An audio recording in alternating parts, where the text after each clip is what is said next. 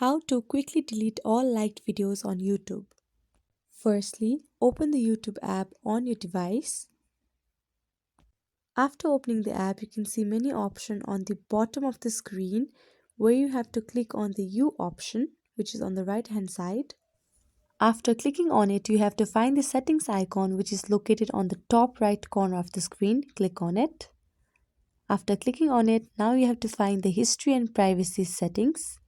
Tap on that option, and after that tap on the first option, that is manage all activity.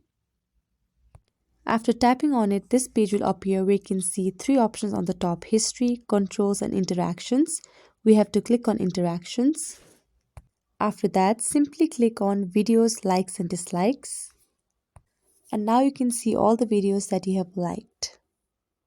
Now if you just want to delete one or two liked videos, then you can just do that individually.